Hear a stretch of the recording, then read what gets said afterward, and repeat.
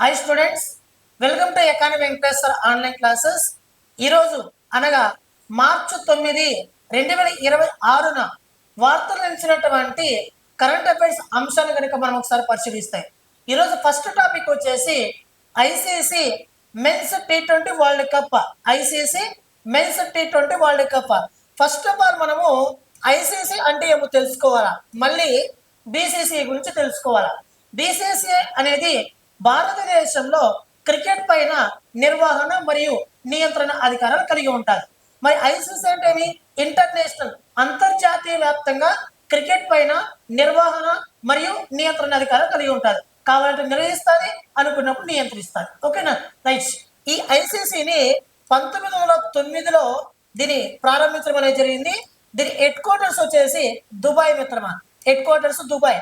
మరి దీనికి ప్రస్తుత చైర్మన్, ఈ ఐసీసీ ప్రస్తుత చైర్మన్ మన భారతీయుడు ఉన్నాడు. అతని పేరు ఏంటంటే జైషా. నిన్న అనగా 2026 మార్చి 8న భారతదేశం మరియు న్యూజిలాండ్ దేశాల మధ్య ఫైనల్ మ్యాచ్ అనేది మన భారతదేశంలో గుజరాత్ రాష్ట్రంలో అహ్మదాబాద్ లో నరేంద్ర మోడీ స్టేడియంలో ముగిసింది. ఓకేనా, ఎవరి మధ్య? భారత్ మధ్య మరియు న్యూజిలాండ్ దేశాల మధ్య. మన భారతదేశం విన్నర్ గా నిలిచింది, మరి న్యూజిలాండ్ దేశం రన్నర్ గా నిలిచింది. 255 రన్స్ మన భారతదేశం చేసింది. 5 వికెట్లు తీస్తే వాళ్ళు 256 కొట్టాల్సింది పోయి అనుకున్నటువంటి స్కోర్ నమోదు చేయనటువంటి కారణంగా వాళ్ళు మన భారతదేశం పైన ఓడిపోయారు. అయితే ఇప్పటి వరకు మన భారతదేశం అంటే నిన్న జరిగినటువంటి మ్యాచ్ లో 96 రన్స్ తేడాతో మన భారతదేశం న్యూజిలాండ్ పైన గెలిచింది. ఇప్పుడు మన భారతదేశం ఇప్పటి వరకు 2007లో ఈ ICC men's T20 world cup ని ప్రారంభిస్తే ఇప్పటి వరకు మన భారతదేశం 3 సార్లు ICC men's T20 world cup ని గెలుపొందింది. ఎప్పుడంటే 2007లో ధోని సారథ్యంలో, 2024లో రోహిత్ శర్మ సారథ్యంలో, 2026లో సూర్యకుమార్ యాదవ్ సారథ్యంలో ఈ ICC men's T20 world cup ని గెలుపొందడం అనేది జరిగింది. అయితే ప్లేయర్ ఆఫ్ ద టోర్నమెంట్ ఎవరు, ప్లేయర్ ఆఫ్ ద మ్యాచ్ ఎవరు, ఇవన్నీ కూడా మనం ఒకసారి ఇక్కడ పరిశీలిద్దాం. ఓకేనా, గుర్తుపెట్టుకోండి. ఇప్పుడు 2007లో ఇండియా, 2009లో పాకిస్తాన్, మరి 2010లో ఇంగ్లాండ్, మళ్ళీ వెస్టిండీస్, తర్వాత శ్రీలంక, తర్వాత వెస్టిండీస్, ఆస్ట్రేలియా, ఇంగ్లాండ్. 2024లో మన భారతదేశం గెలుపొందింది రోహిత్ సారథ్యంలో. అదేవిధంగా మనకి 2026లో కూడా మెన్స్ వరల్డ్ కప్ మనమే గెలుపొందాం. అంటే ఇప్పటి వరకు ICC T20 men's world cup లో అత్యధిక సార్లు ఈ ట్రోఫీని, ఈ వరల్డ్ కప్ ని గెలుచుకున్నటువంటి దేశం ఏదైనా ఉందంటే దట్ ఈస్ భారతదేశం. ఓకేనా, ఆల్రెడీ 1983లో వన్డే వరల్డ్ కప్ ని మనం గెలుపొందాం. 2011లో వన్డే వరల్డ్ కప్ ని మనం గెలుపొందాం.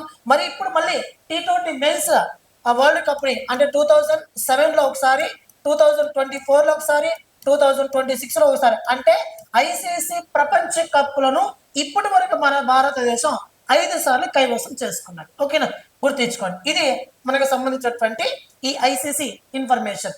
నెక్స్ట్, T20 క్రికెట్ లో టీమిండియా ఫైనల్లో 96 పరుగుల తేడాతో న్యూజిలాండ్ పై ఘన విజయం సాధించింది. భారత్ 5 వికెట్ల నష్టానికి 255 రన్స్ స్కోరును నమోదు చేసింది. ప్లేయర్ ఆఫ్ ది టోర్నీ ఎవరైనా అంటే శాంసన్ అనే ఒక వ్యక్తి 5 ఇన్నింగ్స్ లో కలిపి 321 రన్స్ చేశాడు. 321 రన్ చేయడం అనేది జరిగింది. Next, player of the match Jasprit Bumrah 4 వికెట్లు తీశాడు. ఓకేనా, నెక్స్ట్ ఈవెంట్ మార్చ్ 8న మనకి నరేంద్ర మోడీ స్టేడియంలో జరగడం అనేది జరిగింది. Final match India New Zealand. మరి ఇక్కడ మొత్తం విజేతకి ఎంత అమౌంట్ అంటే 27,48,00,000 రూపాయలు విజేతకు ప్రైజ్ మనీ ఇస్తారు.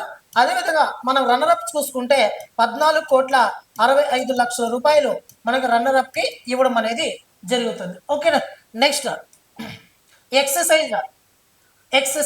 ఆ ఎక్సర్సైజ్ పేరు ఏంటంటే లమిటియే ఎక్సర్సైజ్. గుర్తుపెట్టుకోండి, ఏదైనా ఒక విన్యాసం వార్తలు నిలిచింది అనేసి అంటే ఖచ్చితంగా మీరు అది విన్యాసం పేరు ఏమిటి, అది ఎటువంటి విన్యాసము, మరి ఎప్పటి నుంచి అప్పుడు జరుగుతుంది, ఏ దేశాల మధ్య జరుగుతుంది, ఎక్కడ జరుగుతుంది, ఈ 5 అంశాలు బాగా ఫోకస్ చేయండి.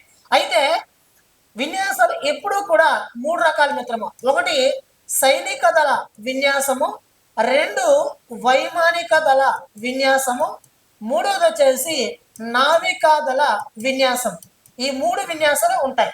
సైనిక దళ విన్యాసం ఒక ప్రాంతంలో జరుగుతుంది, వైమానిక దళ విన్యాసం ఒక ప్రాంతంలో జరుగుతుంది, నావికా దళ విన్యాసం మాత్రం ఖచ్చితంగా సముద్ర ఒడ్డున కానీ, నది ఒడ్డున కానీ, సముద్రంలో కానీ దీన్ని నిర్వహిస్తారు. అయితే ఈ లమిటిఏ 2026 ఎక్సర్సైజ్ ఏ 2 దేశాల మధ్య జరిగిందంటే భారతదేశం మరియు సియాచిల్స్ ఈ 2 దేశాల మధ్య జరగబోతుంది. ఎప్పటి నుంచి ఎప్పటి వరకు అంటే మార్చి 9 నుండి మార్చి 20 వరకు మనకి ఎక్కడ జరుగుతుందంటే సీచెల్స్ దేశంలో జరుగుతుంది. ఎక్కడ అంటే సీచెల్స్ డిఫెన్స్ అకాడమీలో ఇది జరుగుతుంది. ఎన్నో ఎడిషన్ అంటే ఇది 11th ఎడిషన్ అన్న విషయాన్ని గుర్తుపెట్టుకోండి. ఓకేనా, ఇది ఒక ట్రైన్ సర్వీస్ ఎక్సర్సైజ్. ఓకేనా, ట్రైన్ సర్వీస్ ఎడిషన్ ఎక్సర్సైజ్ అనమాట. నెక్స్ట్, ఇంతకు ముందు మీకు ఆల్రెడీ నేను వాయుశక్తి విన్యాసాలు ఎక్కడ జరిగింది, ఈ వాయుశక్తి విన్యాసాలను మన ఇండియన్ ఎయిర్ ఫోర్స్ వారు నిర్వహించారు. రాజస్థాన్ రాష్ట్రంలో జైసల్మేర్ అనే ఒక ప్రాంతంలో పోఖ్రాన్ ఫైరింగ్ రేంజ్ లో జరిగింది. దీంట్లో భాగంగానే భారత రాష్ట్రపతి ద్రౌపది ముర్ము గారు ప్రచండ్ అనే ఒక యుద్ధ విమానంలో కూడా ఈమె ప్రయాణించారని కూడా మీకు గతంలో చెప్పాను. నెక్స్ట్ అదేవిధంగా కంజర్ 13 ఎక్సర్సైజ్ అనేది కూడా గతంలో జరిగిందని చెప్పాను. 7 దేశాల మధ్య భారతదేశం కిర్గిస్తాన్, తజికిస్తాను, తుర్కమెనిస్తాను, కిర్గిస్తాను ఇవన్నీ ఉన్నాయి కదా, మధ్య ఆసియా దేశాలు. దానిలో ఒక దేశం భారత్, కిర్గిస్తాన్ 2 దేశాల మధ్య జరిగినటువంటి విన్యాసం కంజర్ ఎక్సర్సైజ్. నెక్స్ట్ సెబీ మన భారతదేశంలో ద్రవ్య మార్కెట్ ని, మూలధన మార్కెట్ ని నిర్వహిస్తుంది, కావాలంటే నియంత్రిస్తుంది. ఏది? SEBI, securities exchange board of India, SEBI అంటాం. ఈ సెబీని మన భారత ప్రభుత్వం 1988లో ఏర్పాటు చేసింది, 1888లో ఏర్పాటు చేసింది. దీని హెడ్ క్వార్టర్స్ ఎక్కడ ఉంది అనేసి అంటే ముంబైలో ప్రస్తుతం ఉంది. ప్రస్తుతం దీనికి చైర్మన్ గా తుహిన్ కాంతా పాండే గారు విధులు నిర్వర్తిస్తున్నారు. ప్రస్తుతం విధులు నిర్వర్తిస్తున్నారు. సెక్యూరిటీస్ అంటే సెక్యూరిటీల మార్కెట్ ను నిర్వహిస్తుంది, నియంత్రిస్తుంది. అంటే స్టాక్ ఎక్స్చేంజ్ సంబంధించి ద్రవ్య మార్కెట్, మూలధన మార్కెట్ ను నిర్వహిస్తుంది, మరి నియంత్రిస్తుంది, ప్రోత్సహిస్తుంది. వాటికి సంబంధించిన విధులన్నింటినీ చూసేటటువంటి బాధ్యత మన భారతదేశంలో సెబీ కలిగి ఉంది. కానీ ఇప్పుడు సెబీ ఏం చేసిందంటే ఒక ఏఐ ఆధారిత దాని ఏమంటావు ఒక టూల్ ప్రవేశపెట్టింది. దాని పేరు ఏంటంటే సుదర్శన్ ఏఐ అనే ఒక టూల్. ప్రవేశపెట్టింది. ఎందుకు దీన్ని ప్రవేశపెట్టిందంటే ఈ సెబీ గురించి తప్పుడు సమాచారాన్ని సోషల్ మీడియాలో పాపులర్ చేస్తున్నారు. అంటే సెబీ నిర్ణయాలు తీసుకోకపోయినా ఇటువంటి నిర్ణయాలు తీసుకున్నాయి, అటువంటి నిర్ణయాలు తీసుకున్నాయి. ఓకేనా, సెక్యూరిటీస్ ఇలా పెట్టాలి, స్టాక్ ఎక్స్చేంజ్ ఇలా నిర్వహించాలి, అలా నిర్వహించాలి, ఇలా ఉంటుంది, అలా ఉంటుంది తప్పి తప్పుడు పోస్టులని సోషల్ మీడియా దీనికి సంబంధించి పోస్ట్ చేస్తున్నారు. ఇలాంటి తప్పుడు పోస్టులని సోషల్ మీడియా నుంచి తొలగించడం కోసం, వీటి నుండి ప్రజలను సంరక్షించడం కోసం ఈ సెబీ సుదర్శన్ ఏఐ అనే ఒక టూల్ ని ప్రవేశపెట్టడం అనేది జరిగింది. గుర్తుపెట్టుకుని దాని పేరేంటి? సుదర్శన్ ఏఐ టూల్ అనే దాన్ని ప్రవేశపెట్టింది. ఓకేనా, గుర్తుపెట్టుకోండి. ఏఐ కృత్రిమ మీద ఆధారిత. గుర్తుపెట్టుకోండి, ఈ రోజు ప్రపంచ దేశాలను శాసిస్తుంది కృత్రిమ మీద. ఇటీవల మన భారతదేశం ఇండియా ఏఐ ఇంపాక్ట్ సమిట్ ని ఫిబ్రవరి 16 నుంచి 20వ తారీఖుల మధ్య భారతదేశంలో భారత మండపంలో ఇటీవల ముగిసింది. దీనికి మన ఆంధ్రప్రదేశ్ రాష్ట్ర ముఖ్యమంత్రి నారా చంద్రబాబు నాయుడు హాజరయ్యే 7 ఒప్పందాలను కుదుర్చుకున్నారని చెప్పాను. ఇండియా ఏఐ ఇంపాక్ట్ సమిట్ లో అతి చిన్న వయస్సు 8 ఏళ్ల బాలుడు పాల్గొని ప్రత్యేక ఆకర్షణ నిలిచిన వ్యక్తి ఎవరన్నా అంటే రణవీర్ సచ్దేవా. ఇటువంటివన్నీ కూడా మీకు ఆల్రెడీ చెప్పాను. అయితే సెబీ ఈ సుదర్శన్ ఏఐ అనే ఒక టూల్ ద్వారా ఇప్పటి వరకు సోషల్ మీడియాలో 1.2 లక్షల పోస్టులు ఓకేనా తొలగించారనమాట. అంటే పోస్ట్ చేస్తుంటారు కదా, 1.2 లక్షల పోస్టులను ఆ సోషల్ మీడియా నుంచి తప్పుడు సమాచారం తొలగించారంట. ఓకేనా, రానున్నటువంటి కాలంలో సెబీని మరింత సమర్థవంతంగా ఏర్పాటు చేయడం కోసం ఈ నిర్ణయాన్ని సెబీ తీసుకున్నది. ఓకేనా, రైట్. Next Iran. ఇరాన్ అనగానే మనం బాధపడాల్సిన విషయాలు చాలా ఉన్నాయి. ఎందుకనేసి అంటే అమెరికా, అగ్రరాజ్యం అమెరికా ఏం చేస్తుంది, విపరీతంగా విరుచుకుపడుతుంది అనేక దేశాల పైన. మీకు ఆల్రెడీ చెప్పాను, ఆపరేషన్ అబ్సల్యూట్ రిజాల్వర్ అనే ఒక ఆపరేషన్ చేపట్టి వెనిజులా దేశాన్ని కొల్లగొట్టింది. అదేవిధంగా పక్కనే ఉన్నటువంటి గ్రీన్లాండ్ అనే ఒక ద్వీపాన్ని కూడా స్వాధీనం చేసుకోవాలని చూసింది. అదేవిధంగా భారత్ పైన సుంకాలు విధించింది. అంటే అమెరికాకు వ్యతిరేకంగా ఉన్నటువంటి దేశాలన్నిటిపైన అమెరికా సుంకాలు విధిస్తూ వచ్చింది. ఇటువంటివన్నీ మనం ఒకసారి చూసాం. కానీ ఇటీవల రీసెంట్లీగా అమెరికా ఇజ్రాయిల్ ఈ రెండు దేశాలు కలిపి ఇటీవల ఒక దేశం పైన విరుచుకుపడింది. ఆ దేశమే ఇరాన్ లో ఆల్రెడీ కమినేని అనే ఒక వ్యక్తి ఇంతకు ముందు చనిపోయాడు. ఆయన ఇరాన్ దేశానికి సుప్రీం అయాతుల్లా కమినేని అని చెప్పి ఒక అతను ఉన్నాడు. అతన్ని అమెరికా ఇజ్రాయెల్ కలిపి వీళ్ళిద్దరూ దాడి చేసి ఆయన్ని అంతమొందించారు, అంటే ఆయన చంపేశారు. వాళ్ళు కొడుకు చాలా మంది ఉన్నారు ఇక్కడ, వాళ్ళు అధికారాన్ని చేపట్టబోతున్నారని చెప్పి ఒక ఆర్టికల్ అనేది మనకు వార్త తెలుసు, కానీ ఇంకా కంప్లీట్ గా రాలేదు. ఒకసారి గమనిద్దాం. Iran names new supreme leader Mojtaba Khamenei అనే ఒక వ్యక్తిని సుప్రీం లీడర్ గా నియమించబోతున్నారని చెప్పి ఒక ఆర్టికల్ వచ్చింది. ఓకేనా, ఇక్కడ ఇజ్రాయెల్ అనగానే రీసెంట్లీగా ఫిబ్రవరి 25వ తారీఖున మన భారతదేశ ప్రధానమంత్రి నరేంద్ర మోడీ ఇజ్రాయెల్ పార్లమెంట్ లో ప్రసంగించాడు. ఇజ్రాయెల్ పార్లమెంట్ లో ప్రసంగించిన మొట్టమొదటి భారతీయ ప్రధాని నరేంద్ర మోడీ. ఇజ్రాయెల్ దేశానికి సంబంధించిన అత్యున్నత పురస్కారం సెనెట్ అనే ఒక అత్యున్నత పురస్కారాన్ని అందుకున్నాడు. దాని బద్ద శత్రు దేశమైనటువంటి పాలస్తీనా దేశం నుంచి కూడా అత్యున్నత పురస్కారాన్ని అందుకున్నటువంటి ప్రధాని నరేంద్ర మోడీ గారు. ఇటువంటివన్నీ మనము ఇటీవల చూసాం. ఓకేనా, next SEZ. What is SEZ అంటే ఏమిటి అసలు?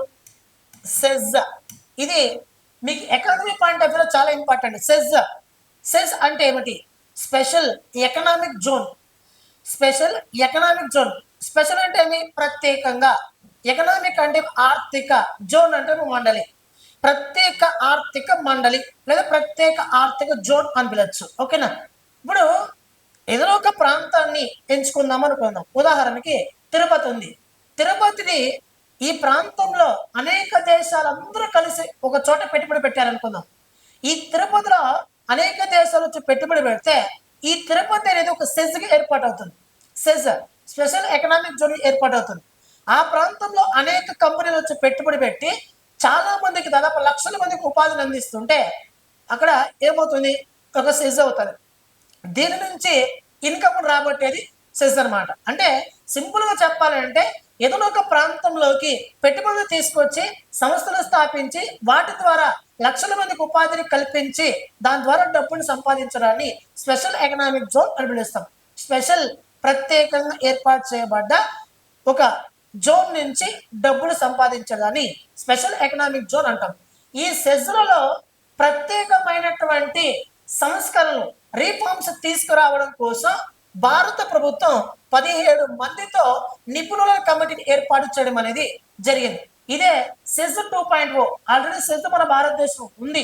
ఇప్పుడు మళ్ళీ సెజ్ 2.0లో భాగంగా దీన్ని తీసుకురాబోతున్నారు. ఓకేనా, 17 మందితో కూడినటువంటి ఉన్నత స్థాయి కమిటీని కూడా ఏర్పాటు చేయబోతున్నారంట. ఓకేనా, గుర్తుపెట్టుకోండి. ఇప్పటి వరకు మన భారతదేశంలో మనకి 276 సెజ్ల వరకు ఉన్నాయని చెప్పేసి ఈ గణాంకాలు మనకు తెలుపుతున్నాయి.